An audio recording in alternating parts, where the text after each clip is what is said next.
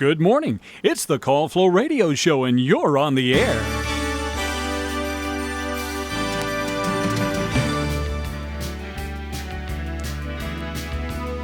It is indeed time for the Call Flo Radio Show. Your time right now, it is 8:07, and the date, it is currently April 14th. I had to double check that.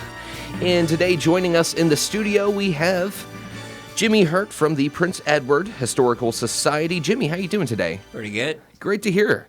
So, tell me a little bit about yourself. How did you get involved with the Prince Edward Historical Society? I went to my first meeting over at the train station, and I liked what I saw. And I was still working at the time, and I said, when I retire, I'm going to join and get active over here. Yeah. And I did. I was born and raised in Farmville. Oh, wow. Okay. So I always liked old Farmville history. Yeah. And so, I mean, I'm sure you're used to like all the old stores that used to be here in town and the different history behind different places. That's correct. That's great. Well, you're coming in today to talk a little bit. I believe tomorrow night you're going to be presenting on the Sears home. That's right. So let's tell us a little bit about the Sears home. Okay.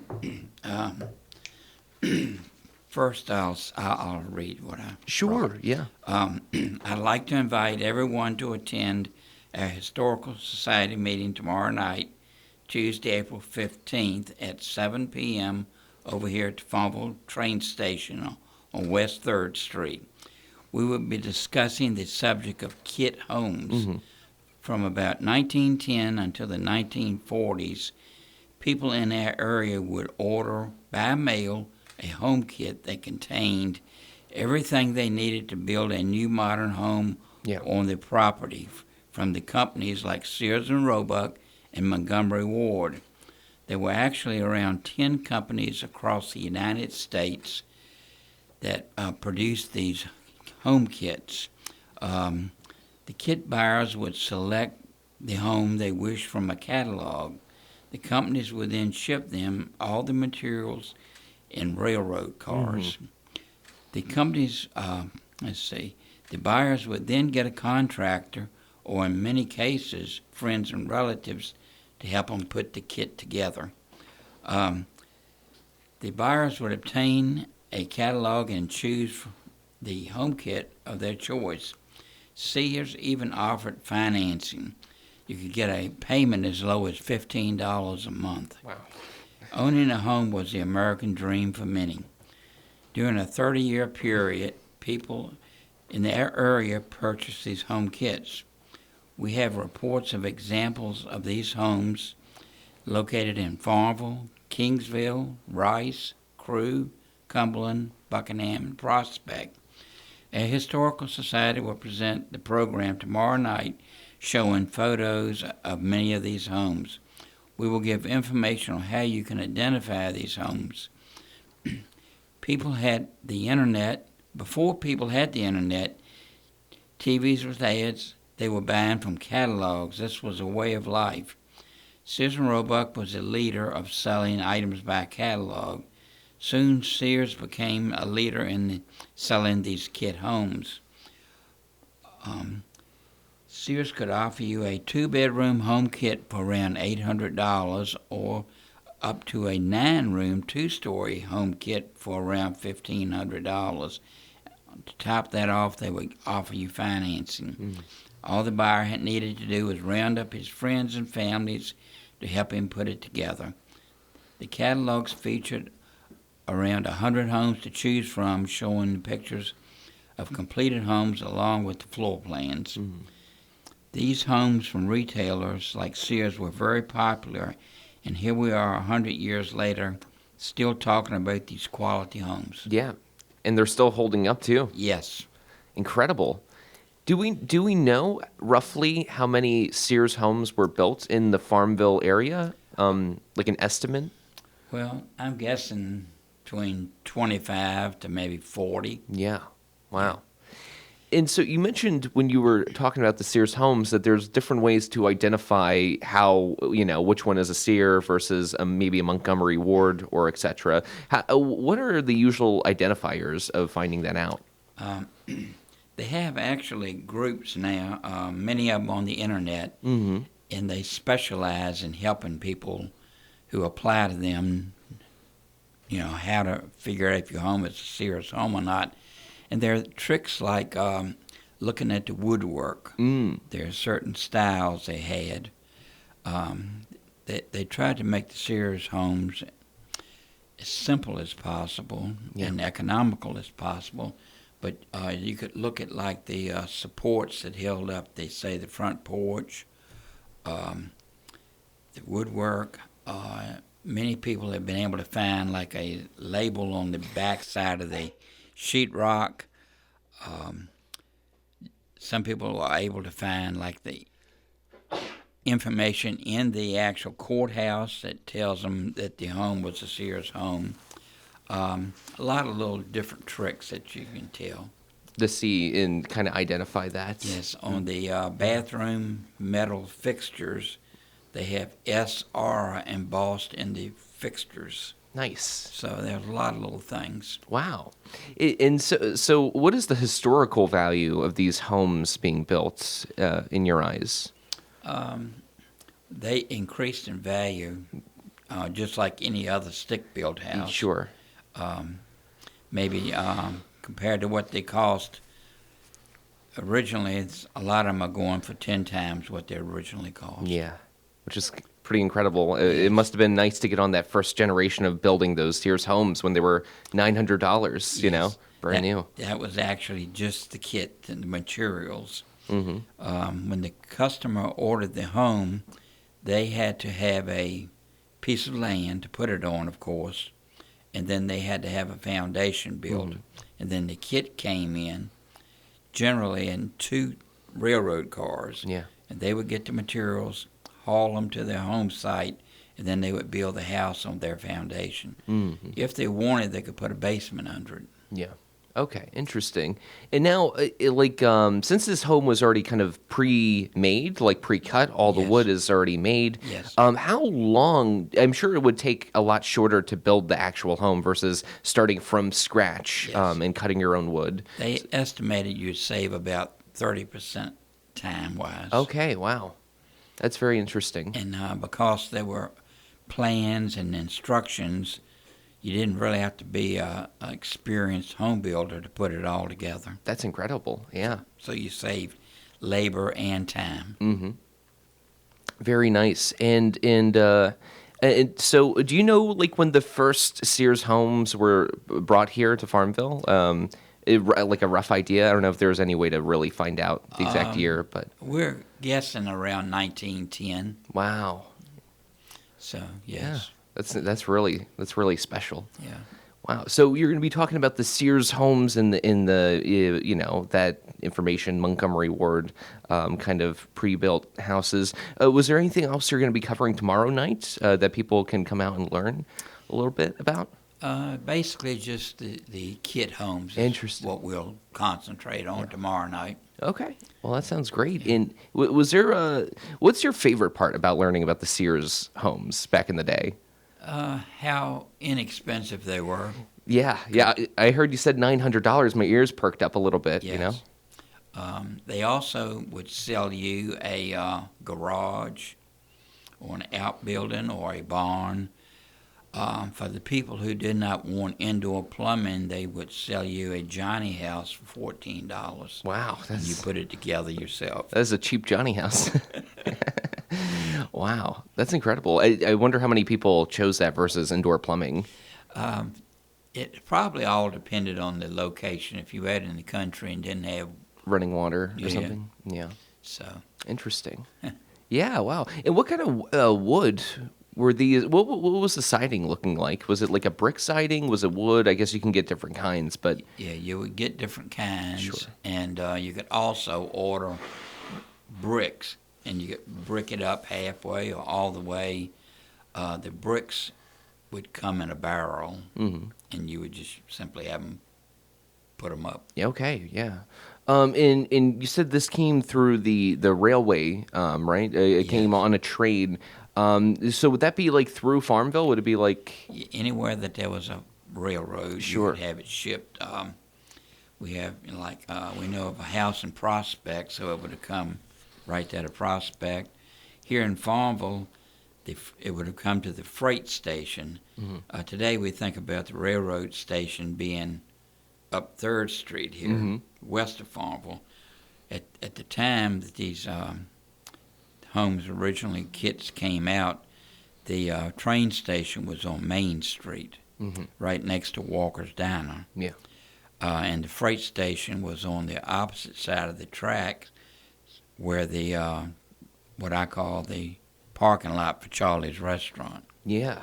Yeah. And they'd pull the 2 train cars in and leave them, and it was up to you to get them unloaded quick as possible, and then you would have to provide transportation to get it to your site. Sure. I'm imagining that may have taken a lot of trips back and forth from the train carts to like the job site, and then Back and forth. 1910. So what did they have, like horse and buggy? I talked to one lady Yeah. a couple years back, and her home is over off of the John Randolph Road. Sure. And she said her parents and grandparents brought the materials from Farmville by horse-drawn wagons. Wow. All the way down about 15 miles out of Farmville. That is a long trip. Yep. Yeah. And it takes a long time to unload a train car load of Yeah, I can imagine. wood and materials. Yeah, a long time. Probably over a day, over 2 Yeah. days. Yeah. Yep. Wow. It must have been nice to have a lot of friends back in the day to kind of help you, get the whole neighborhood together and Yep. help you build the house. Yep. Incredible. Wow. Well, that is really interesting, Jimmy. I heard about these like pre-built homes back in the day, but it is fascinating to find out like how they actually got it to the job site and the different styles that you can get. And I would never have thought about like them offering a porta potty, a John Yep. for you if you didn't want indoor plumbing. That's kind of funny, but $14, Yeah. that's nice. All right. Well, Jimmy, let me ask you, what has been your favorite part about working with the Prince Edward Historical Society, other than just learning from, the vast history in this area? Do you have a favorite story you would like to talk about, maybe? Not to put you on the spot, but, that's okay. When I first came, I heard Dr. Ray Gaskins, give this story. I believe it was of Walker's Diner, and that was just intriguing to find out the history of that building on Main Street, and that tweaked my interest. Yeah. And since then, I've been very interested in all the buildings between Cumberland Bridge and McDonald's. There are approximately 110 lots up and down both sides of Main Street. Sure. And I've kind of made it my mission to find out when each one of them was built, what was there, who were the people, and what was the story behind it. Yeah. And these buildings along Main Street, each one seems to have a pretty unique history. Yeah. No, 100%. Yeah. Well, actually, I don't know the history of Walker's, and I know we don't have a whole lot of time left, so, but if you want to kind of maybe brief us on, like, what that was? Okay. There was a company out in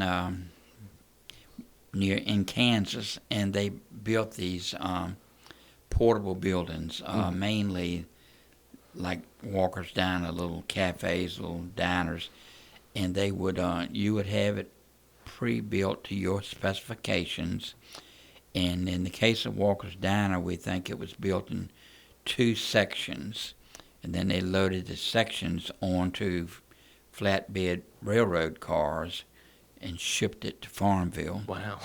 And I talked firsthand to the people who were there when they unloaded it in, I think it was 1955, and they had people from Philip Gay's wrecking yard or scrap yard over here on 4th Street.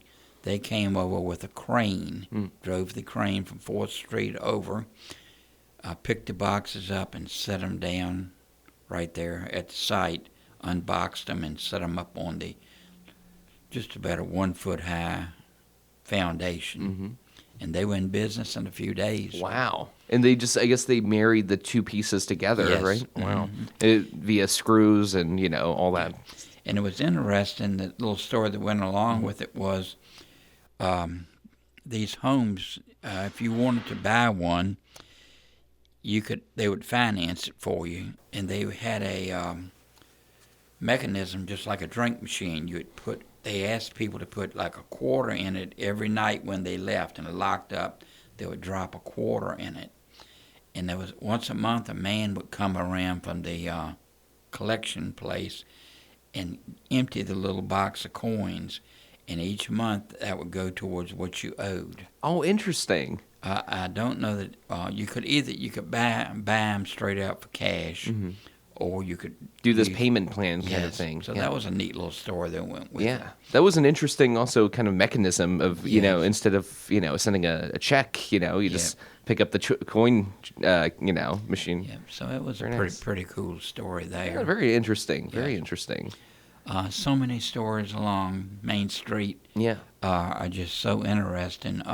Occasionally, we are called upon by people that want to do like recently, they wanted to do the fronts of all the buildings, a select group of those buildings downtown. It's right next to the pawn shop, I believe, right? Like the old Parrots building? Yes, Around there? that building and several others, they wanted to redo the front of the buildings, put awnings on them, paint them, different things. And they called in the Historical Society to learn the history of them. But when you get a grant, you got to have the history of it, and they like to have pictures of it. Yeah. Because when you get grant money, you have to keep the building pretty much like it originally looked. So we did that, and it's been gratifying to see these 4 or 5 buildings that Come back to life. come back to life. Yeah. When they got ready to redo the Hotel Wine Oak, we participated in getting the hotel, the history of that. Okay. Very interesting. What was the Hotel Wine Oak? Originally a hotel back in the day, or was that? It was built in 1927. Sure. Yeah. Originally, there was a brick house there Okay. called the Carrington House. And when they went to build the hotel, they dismantled the Carrington House, set the materials aside, and then reused them in the hotel. Wow. So the Carrington House still lives on. Yes. Yeah. Wow. That is beautiful. So, and I was able, like with the hotel kitchen has always been was a great place for everybody in town to go and eat. And I was able to get up with people that had associations with the old kitchen and get old recipes and give them to the people at the current day hotel. Yeah. So it's all kinds of related history that goes along. Absolutely. So All right. Well, Jimmy, thank you so much for coming in today, telling us about this event. And if you don't mind telling the people when it is again and where it is. okay, it's right up the street from here, Farmville Train Station. It'll be tomorrow night, April 15th at 7 p.m. The shows usually last about an hour, and afterwards we usually have some type of homemade cookies and refreshments. So it's all free, and it's open to the public. That is a great event and very informative Yes. as well. Well, thank you to the Prince Edward Historical Society for throwing events like that on. Do you guys do this like monthly kind of, or? We try to have one every month. We generally try to have it on the third Tuesday night of each month. Okay, yeah. Well, that sounds great. Jimmy, thank you so much for stopping in today, and we appreciate your time. Thank you. All right. Well, that was Jimmy Hurt from the Prince Edward Historical Society telling us today about the Sears home presentation they'll be giving, telling people about when they were built, how they were built, and all of that great, nuggets of information. Well, your time right now, it is 8:26, and we do have your birthday calendar and weather forecast coming up shortly, coming up at 8:30, actually. So we'll get ready for that. And it looks like John Staten is making his way into the studio. John, how was your weekend? See you later. All right, see you, John. All right, John's leaving, everybody. All right. I'm gonna get some good headphones. Okay. Well, John's getting good headsets, so John's kind of just walking around right now. I guess he's unsatisfied with the headsets we already have plugged in, and he would like better headsets. I'm not gonna complain. I mean, a man has the right to choose what headsets he has in his ears, but it seems a little over the top, Well, John, how... Those are cumbersome, and I don't Cumbersome, yeah. Okay. Cumbersome. Well, Cumberland. Right. Are those headphones better? I'd say so. All right, well... What'd you do with our note? Oh, it's all there, John. It's all there. Yeah. Yeah, hidden. All right, well, John, how was your weekend, sir? It lasted all of 2 days. Mm-hmm. Yeah, I'm following. Yeah. And it was good. How was yours? But you didn't... What did you do in the weekend when it was... I spent time. Good? Special time. Special time Special by time. yourself? No. With a special someone? Yes. Oh, nice. Oh, so you went on like a date? Yeah, I guess you could say that, yeah. Well, John, where did you go on this, wonderful date? Well, around Around. the bend. Yeah. Mm-hmm. Yeah. Yeah. Yeah. All right. It was Well, good. Good, John. When's John, your- I'm happy for you, Jan. So what'd you do this weekend? I went to the Bird Theater. I don't know if you've ever been there or not. They reopened their balcony. How many birds did you see?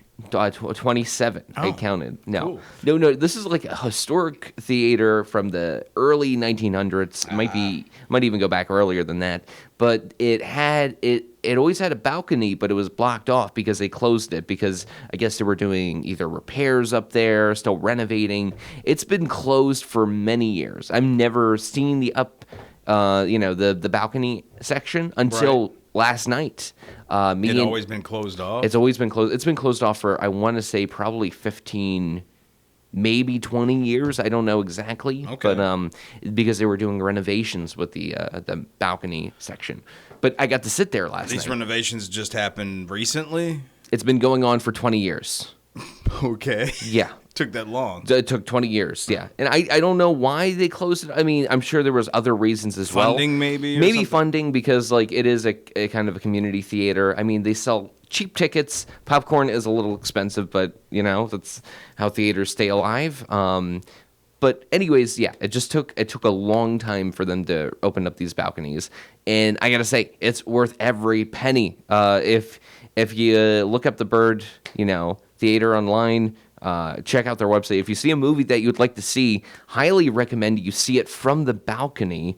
You get this kind of bird's eye view of the whole movie. And plus, there's a guy in the beginning of the movie, before the movie even starts, and he plays an organ, John. Like he does the organ sting, and he's on this organ, and it gets elevated. Like it's a kind of mechanical because it gets elevated, it rises up and then it drops down. It's this whole show that's I would pay $9 just to go see that guy do that thing on the organ. Don't let him hear that. He'll expect you. Well, John, I'm okay with that, if that's the case. Well, your time right now, it is 8:30, and now time for the weather forecast. In this edition of the weather, being brought to you by the Bank of Charlotte County. I don't know why I said it like that. Wilborn, manager of the Bank of Charlotte County Loan Office in downtown Farmville. I invite you to call or come by and see me about your loan needs. Whether it's time to purchase investment property, build your dream house, expand your business, or purchase timberland or farmland, you will find old school personal assistance with attention to detail. Stop by our office at 216 North Main Street or call us at 391-1136. The Bank of Charlotte County, giving you more for your banking needs. Member FDIC and Equal Housing Lender. All right, time for the weather forecast, and it looks like this today. Mostly sunny with a high around 81, with light southwest winds increasing to 5 to 10 miles an hour in the morning. Tonight, a slight chance of showers, partly cloudy, with a low around 60 degrees. Southwest winds around 8 miles an hour. Chance of precipitation is 20%. Tuesday, a slight chance of showers between 8 a.m. and 11 a.m. Cloudy through the mid-morning, then gradually becoming clear with a high around 68 Tuesday night. Mostly clear skies with a low around 44. Wednesday, sunny with a high around 64. Wednesday night, clear skies with a high or low around 37. And last but not least, John, Thursday, sunny skies with a high around 68 in Farmville. Currently right now in Farmville, your temperature outside, it is still 52 degrees out there right now. Humidity is at 72%, wind speed 8 miles an hour, and precipitation at 0% in downtown Farmville. That's going to wrap it up for the weather forecast once again. This edition of the weather brought to you by the Bank of Charlotte County with branch locations in Phoenix, Charlotte Courthouse, Brookneal, and their loan office in downtown Farmville. Your time right now, it is 8:32, and now time for the birthday calendar, which is being brought to you by Terry Atkins Wilson, PC, in Farmville. The law office of Terry Atkins Wilson, PC, is located at 117 North Main Street in downtown Farmville. With deep roots in Farmville and our surrounding communities, Terry and her legal staff specialize in real estate law, wills and trusts, and business formations. Experience and professionalism are extended to every customer in every case. The needs and concerns of every customer are their primary focus. If you have legal needs, contact the law office of Terry Atkins Wilson, PC, for a consultation at 434-392-1422. All right, Jen, it's that time. It's a time that you know and love. It's not the Ed McMahon introduction I was looking for. You know and love, and you love to know. Johnny. It's the birthday calendar time with that lovely music. John, take it away with the birthdays. Heavens to Megatroid. Let's see. For today, the 14th, right? Yep. Yep. According to my calculations, Robin Madison of Millboro, and Motley Barnes of Farmville. And also, we've got Brent Knight, Jeremy Spencer, and Maddox Ellington. Maddox Ellington. Maddox. Maddox Ellington. Okay. All having birthdays today. Is that all the birthdays on the list? On the 14th, yes. Wow. All right. That's all the people that we have in the system. Well, tell people how they can get their birthdays to us if you don't Send mind. names, whether they are birthdays or anniversaries, to birthdays at WFLO.net. And then I'll get Paul Barlow here on you. Or you can call us now at 434-394-0924. That's a great Paul Barlow. All right. For the right legal advice, John, visit Terry Atkins Wilson, PC, Main Street in Farmville. I know you will be needing to visit her soon for the right legal advice. Only if they can't find you anymore. Oh, boy. All right. Well, we're okay. We know what that means. All right, John. Well, well, I wanted to bring up a subject today. I know this is a little unconventional. We do have a phone call. Darn. Okay, I'm going to quickly mention the subject. All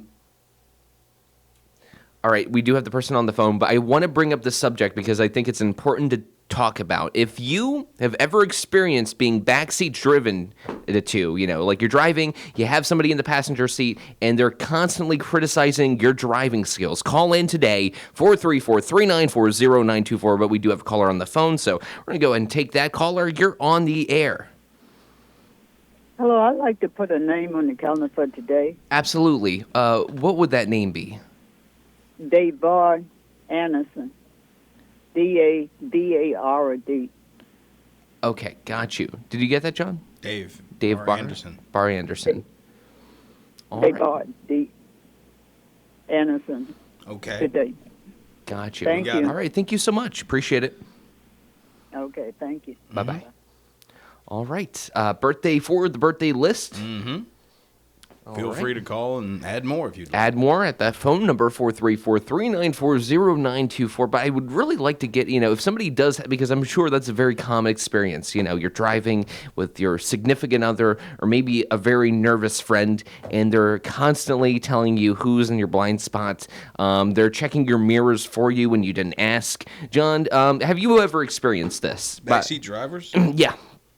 Yeah, backseat drivers. No. Never? There's a joke about. Well, I'm sure I have, but not as much in recent years. I think my mom used to give me grief. Your mom used to backseat when I drive was you. younger, but that was a long time ago. Here recently, once in a while, I might get something about brakes.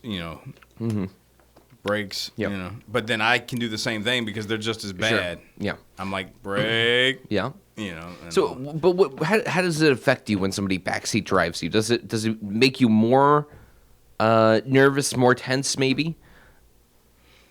It depends on, I guess, how bad it would be. But I mean, just someone. No, I usually think it's funny. Yeah. It's.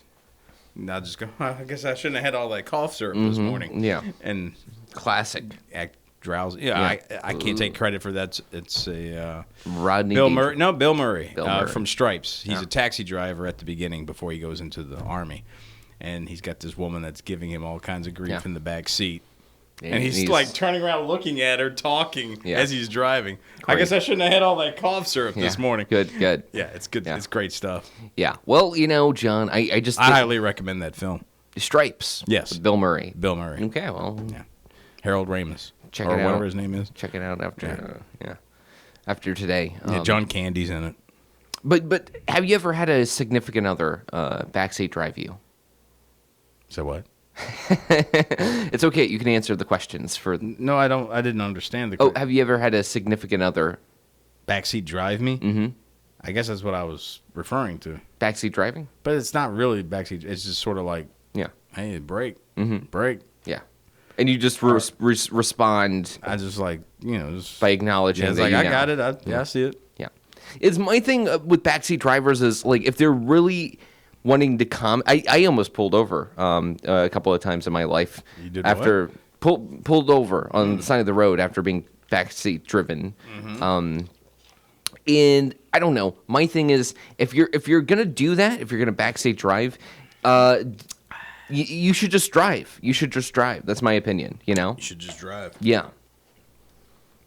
Well, meaning don't talk, just drive. no. I mean, I'll give up the keys and they can drive. Ah. Yeah. I mean, I'm done with that. So, anyways, if you ever been in a situation where you had a very annoying backseat driver, call in 434-394-0924 is the number. But John, do you want to talk about Mr. Predicto a little bit? Because this came in when I was not in. That's amazing. Look at that. Can Noah drive at all? No, Definitely okay. yes. Ah. Yeah. No. You slipped him a 20 before we came on. Well, John, we do have another phone call coming in, so we're going to go answer the phone now. Okay. Caller, you're on the air. Well, so are you, my friend. Well, thank you, Henry. How are you doing this morning? I'm doing Good? okay. Yeah. Hope you're well. Doing good. Yeah, doing good. Yeah. I see where I read a headline that said police grilled him at the cookout. They grilled him. Kind of bad. Yeah. Yeah. The pen is mightier than the sword, especially when it's a rolling pin. There you go. Yeah, that was written by a lady, I think. Yeah. Wife hit her hubby with a right, and then hit him with a wrong.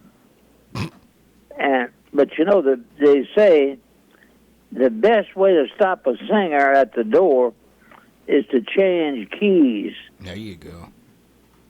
They can't hit the key for sure. That's right, right. You do know how to stop a charging bull. You can either shoot the bull or just cut up his credit card. All right. And That'll stop a charging bull every time. Uh-huh. Yeah. Do you know what a Band-Aid is? Well, here's another explanation. A Band-Aid is the guy who runs the sound system. Exactly. Yeah, that's right. You know what a hairdresser is? A hairdresser is one that teaches rabbits how to properly wear their fur coats. Aha. Do I feel lucky? Noah's getting too happy with the sound effects. You might want to pause that. Oh, I'm There so you go. sorry. Yeah, I had that in automatic. Oh, Yeah. my goodness. Sorry, Henry. Now, We shouldn't let young people play with things they don't understand. my school teacher told others I was going to be an astronaut. Mm-hmm. Yeah, and, well, actually what she said was that I was just taking up space. No. Oh. Yeah. This fella dug up some little skulls, and he took them to an antique place, and he wanted to sell them. Mm-hmm. And he talked to the clerk about it, and the clerk said, well, I can't make a decision. You'll have to talk with the head buyer. Skulls, the head buyer. Yeah. I was afraid you got that. Anyway, especially to everybody in the Dillon area, this week, maybe tomorrow, I'm not sure, I want to share a story about the Moss family. Okay. And Irvin passed away. Actually, he fell off a ladder. He was a classmate, first grade through graduation. And he was a classmate of mine. Mm-hmm. And I have some testimonies I want to share about him that I think the family would appreciate, and his kin folks. So those of you listening, if you know some of the kin or friends of the Moss family, let them know that this week, one day this week, we're going to try to share stories about Irvin. Irvin recently was up on a ladder putting some finishing touches on a birdhouse. Yeah. Up on top of a 10-foot pole, and he was on a ladder and he fell off. And he did not survive.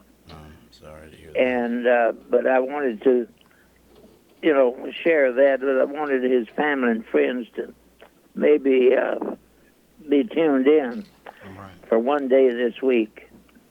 Now I have another thing I'd like to share.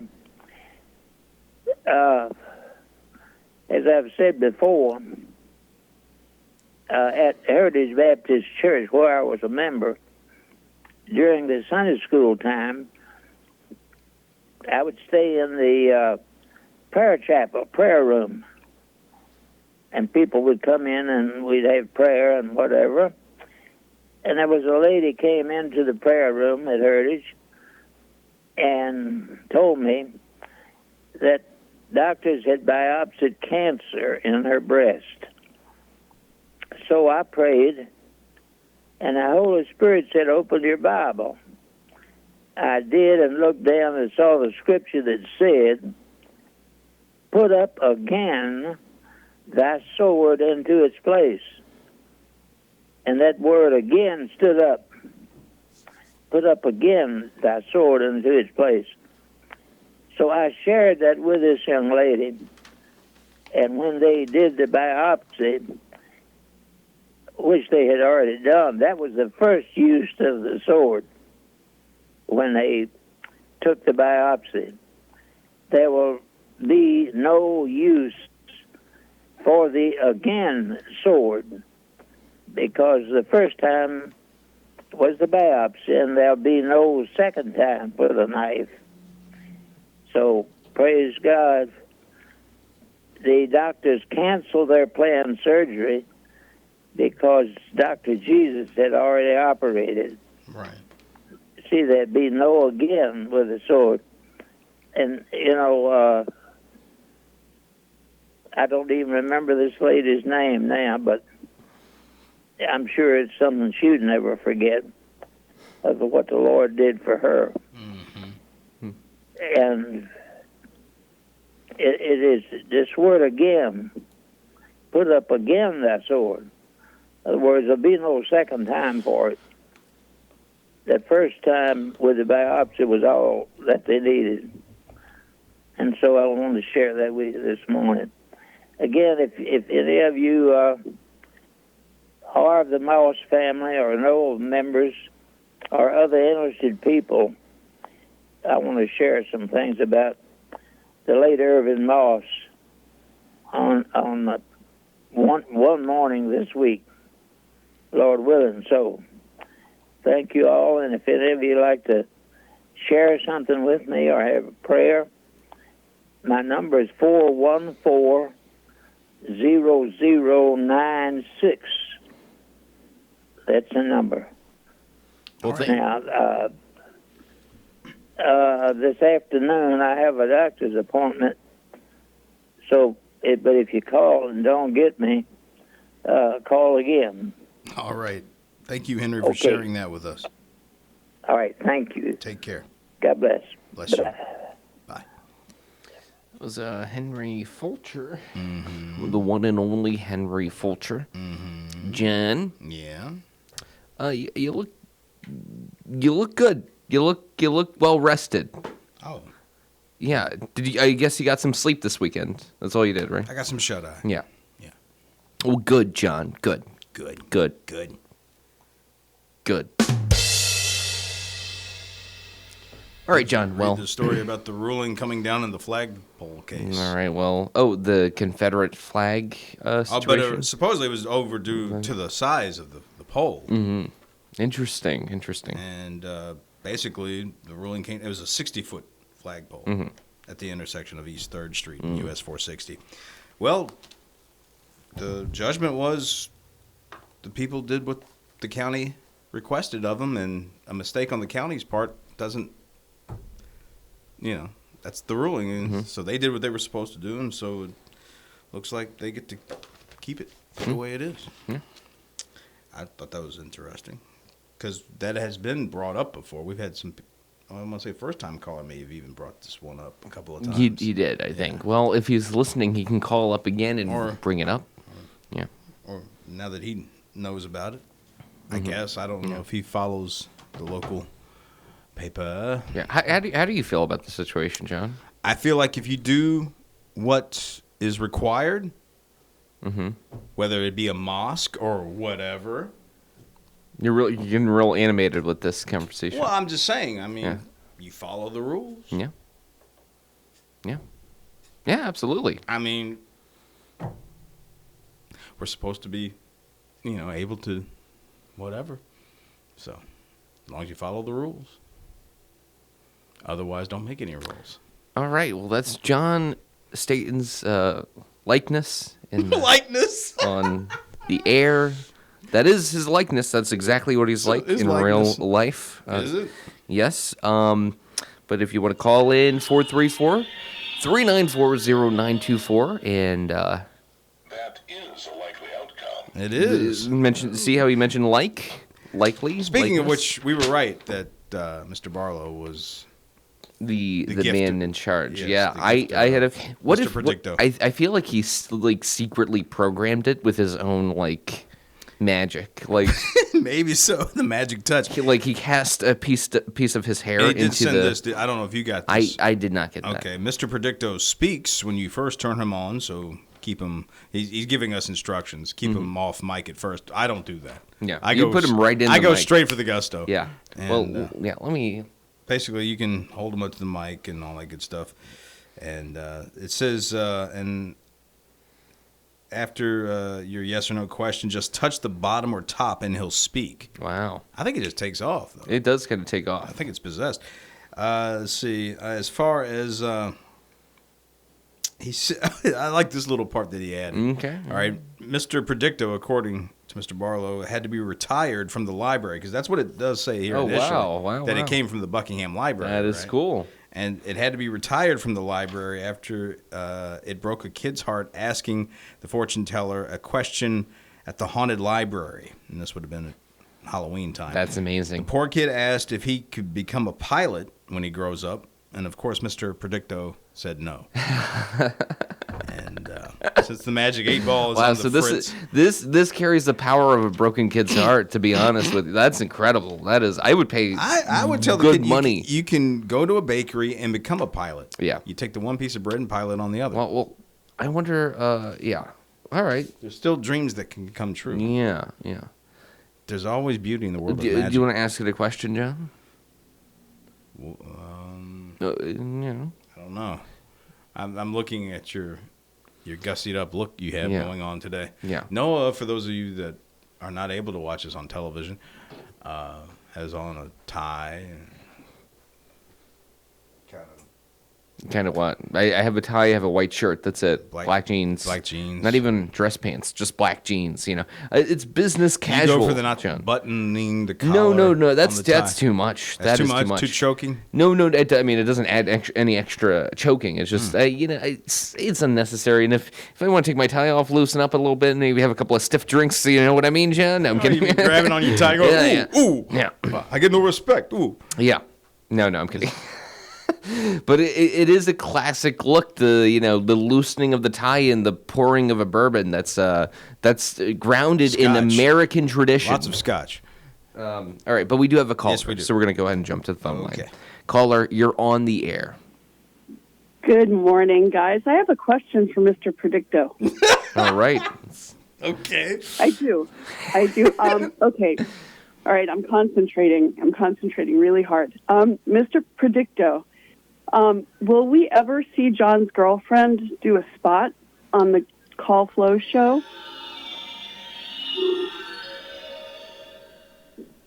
It cannot be determined at this time. Perfect answer. Cannot be determined at this time. Man.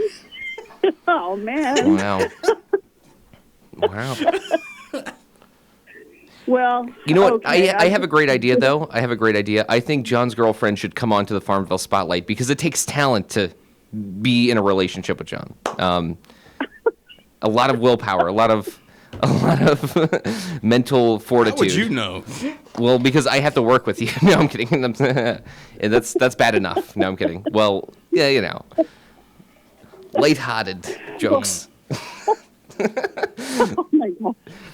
Well, I'll just keep on trying, I guess. All right. Thanks a lot. Well, thanks for calling in. Thanks for playing.